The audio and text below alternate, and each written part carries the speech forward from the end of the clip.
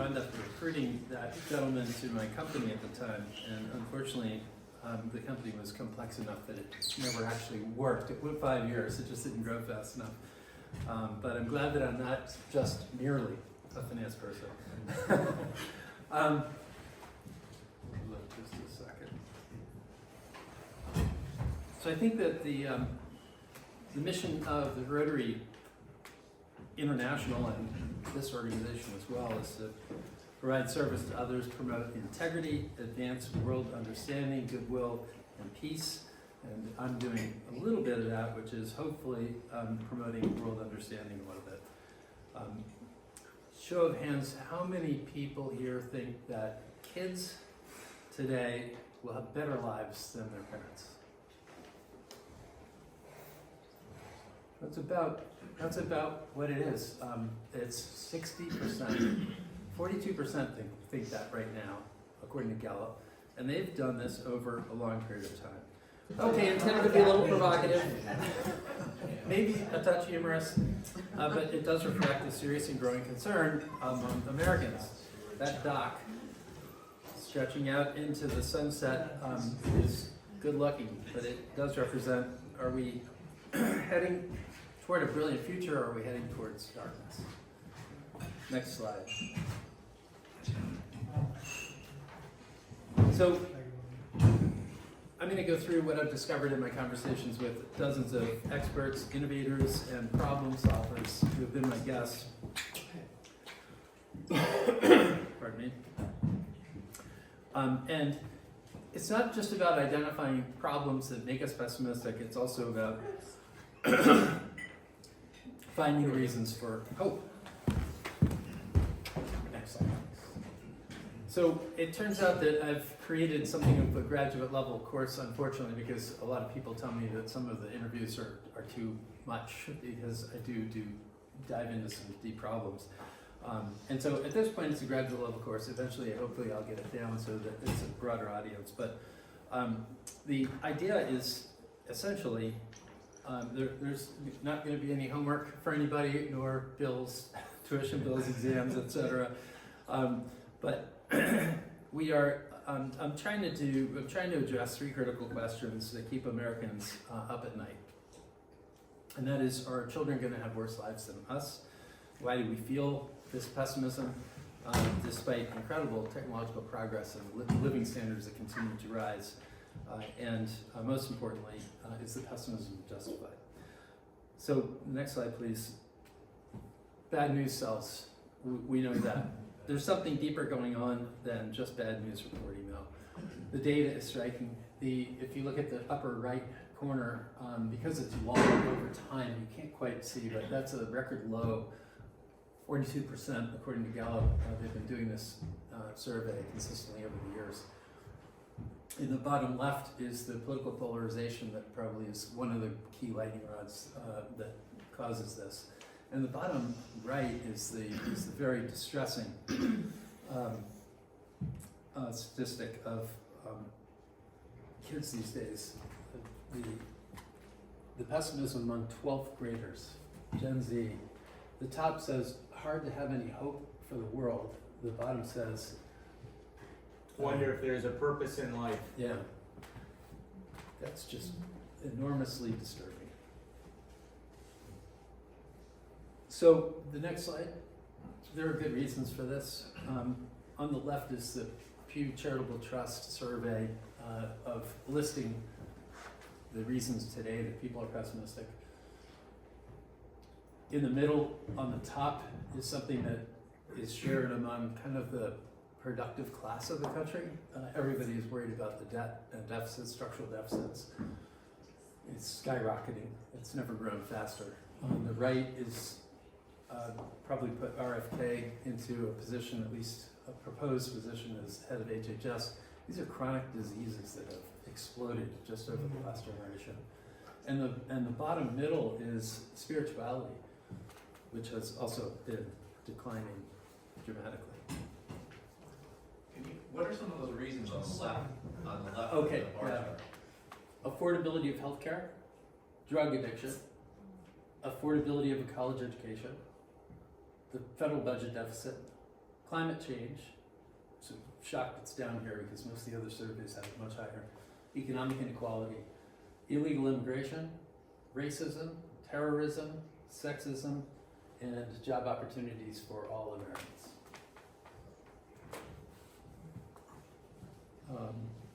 Next slide, please.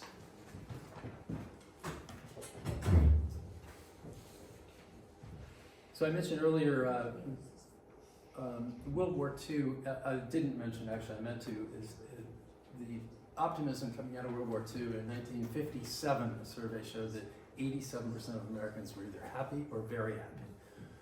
That decade was particularly interesting right after World War II. Optimism about the US was soaring, of course. We had just won World War II on two different fronts. We had funded the reconstruction of Europe through the Marshall Plan and had paid down all of our national debt in less than a decade, all the war-related debt. And the federal budget deficit dropped 75% between the peak of the war and 1949. Our economy boomed and the standard of living skyrocketed.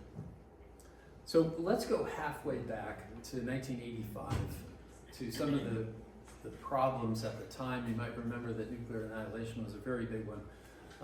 AIDS crisis was roaring. One of the problems with the Soviet Union and nuclear, the worry of nuclear war was that Reykjavik was the icebreaker, and that didn't happen until a year later in 1986.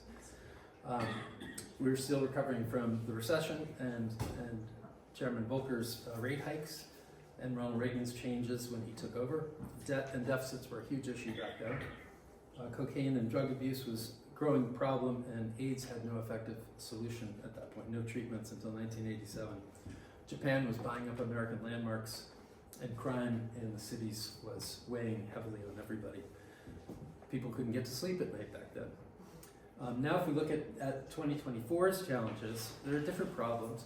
Climate change I put at the top because the surveys are really stark, especially under 30. It's the largest cause of depression and anxiety for people between 15 and 30 years old. And even the older set has it, is a very high worry. AI's potential to disrupt our traditional jobs gives us as much consternation as technology has in the past. China I use as a metaphor here just for geopolitical conflict and renewed prospect of nuclear war. And democratic decay is the big one.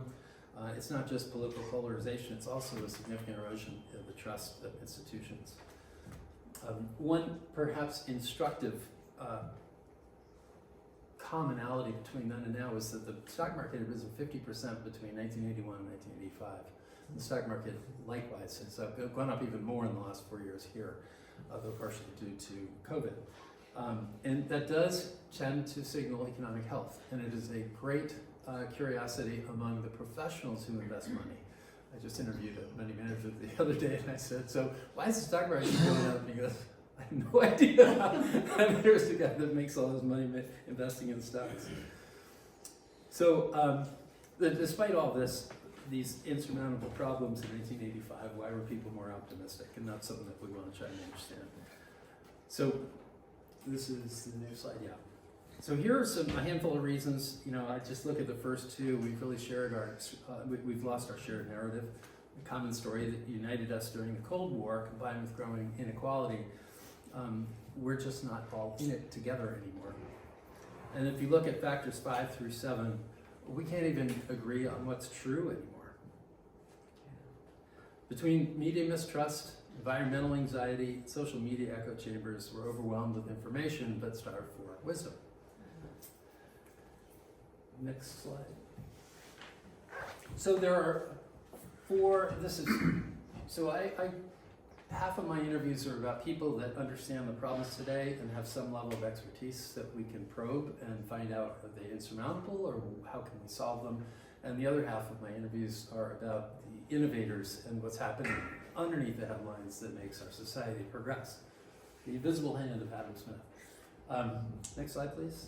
So the areas of problems fall into 4 categories. The first is governance, rule of law, and security, which is both crime and police internally, but also military externally. The interview I did with Jared Rubin was fascinating. He's an economic historian who wrote a book called How the World Became Rich. And in it, he studied all of the theories of capitalism and then redefined it himself with his co-author as starting in 1750. And that was the moment that economic growth globally began to rise consistently and never contracted. Throughout history, he points to 1750, the main reason was that the institution of Parliament had finally gathered enough power to be a permanent check against the power of the crown. And if he looked back through history, and all of the expansions, economic expansions and contractions were related to expansions of empires. And it was never exported economic growth beyond the walls of the empire. And eventually the empire would collapse. 1750 was the beginning of that change. And the first export was the United States. And so one of the interesting things he points out from 1750 till now is that I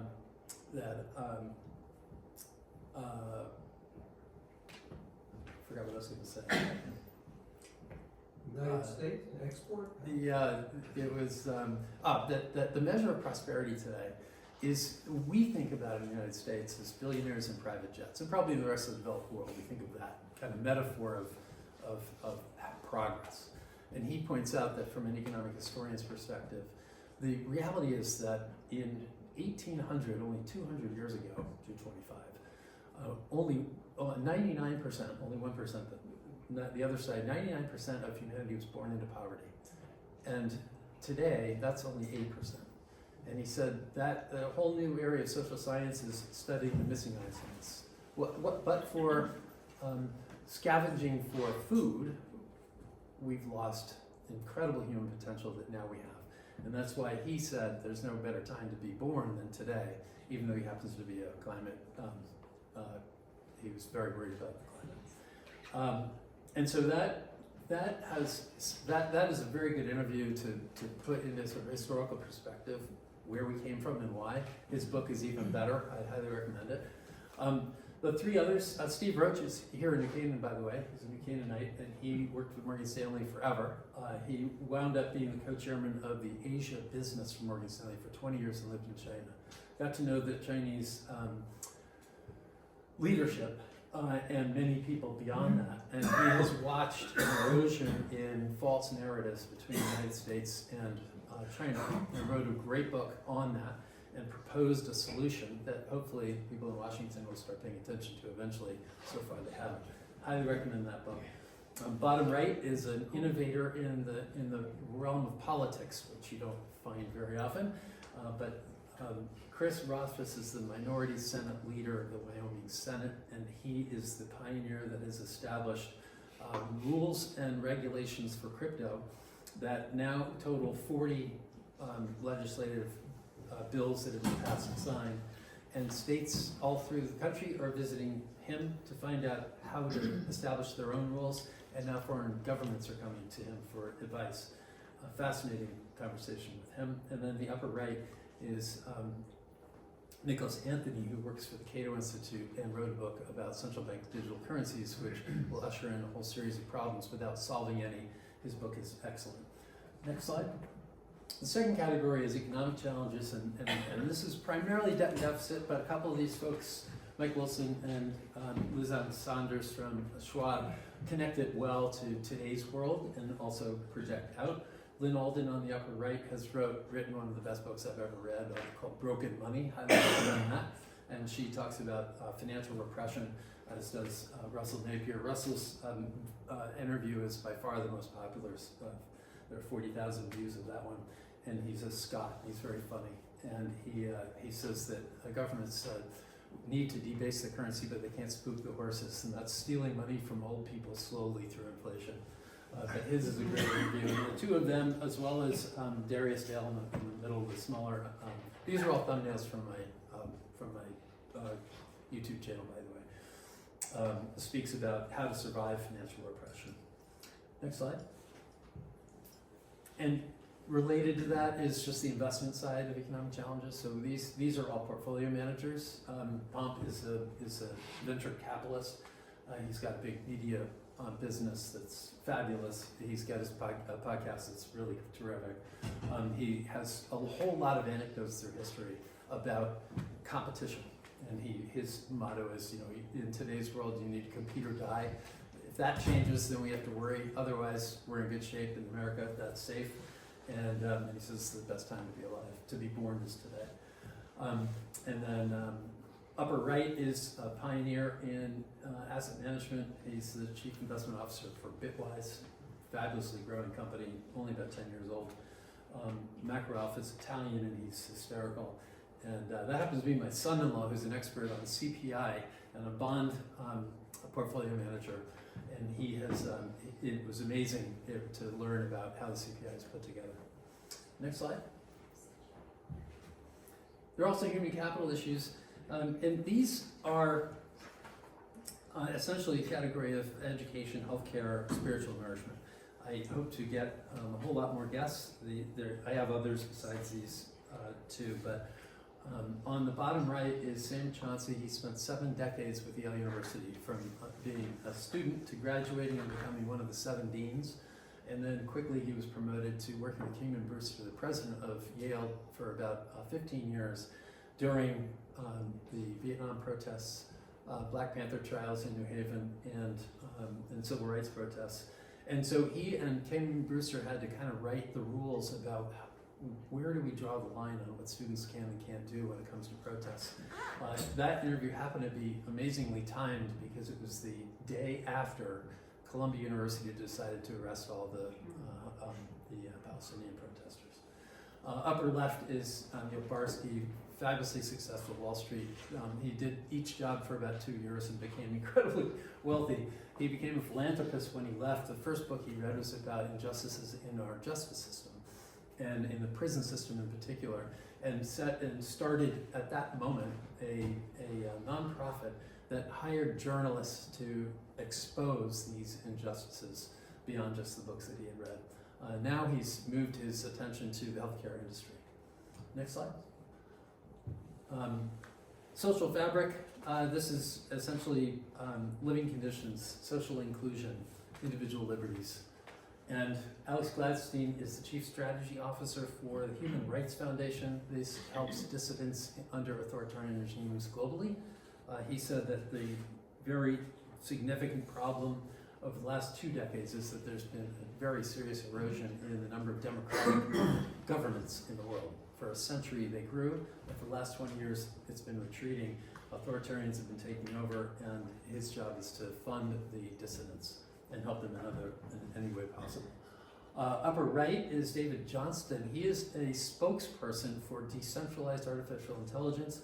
He says, if you think Google knowing what your search results are is bad, wait till you see what happens when companies know how you're interacting with artificial intelligence.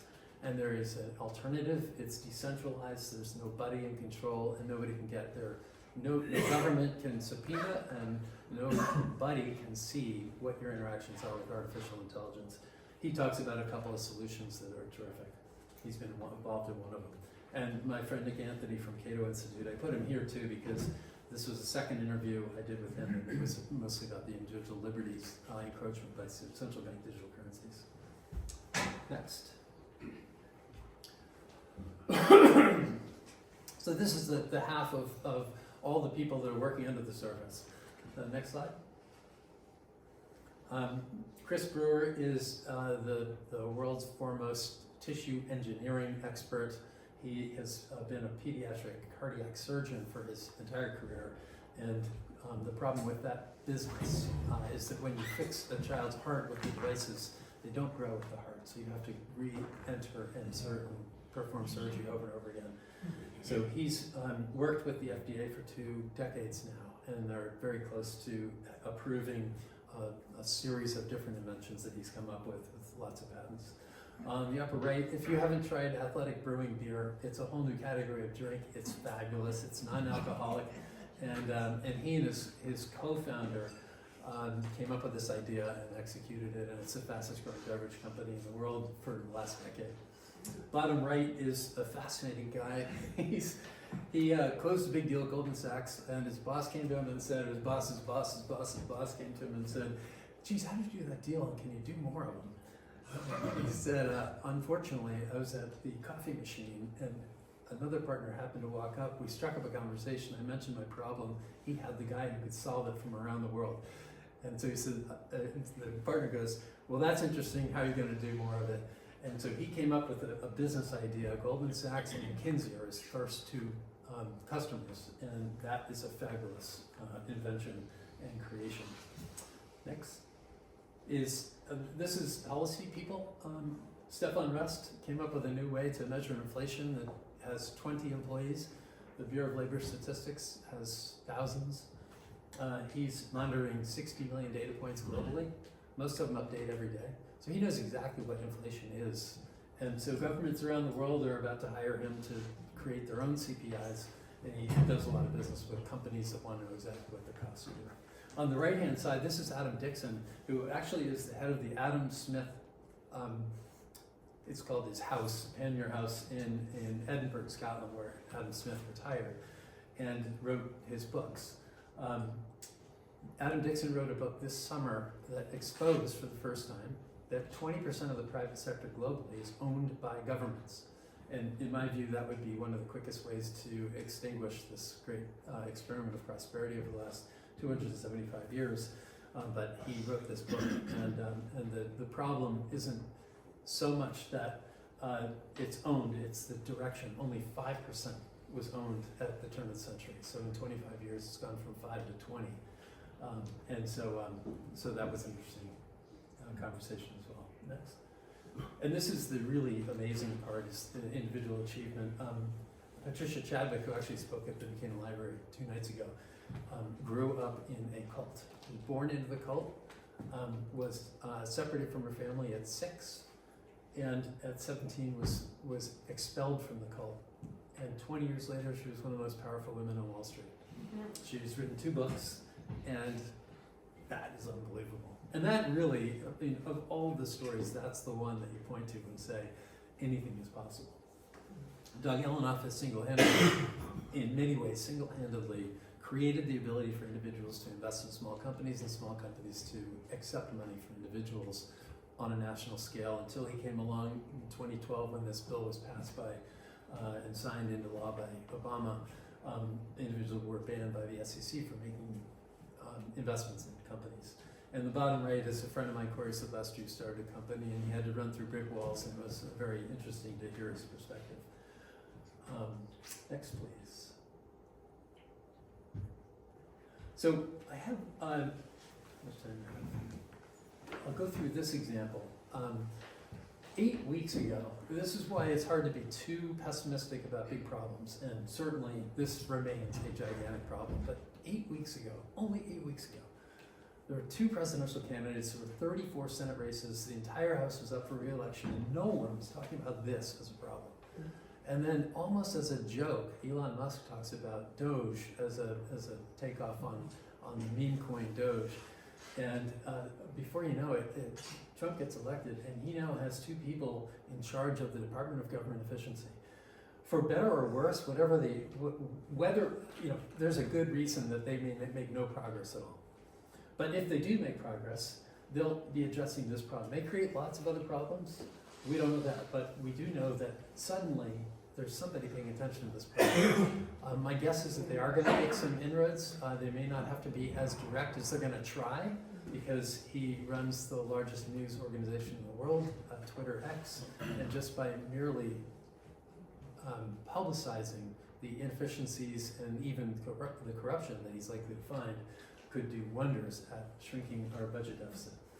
I also think that the strategic Bitcoin reserve, whether even if Bitcoin doesn't work, it's a very small price to pay for the experiment. If they were to start buying Bitcoin, then Bitcoin is likely to continue to rise, especially because of the endorsement value for other countries.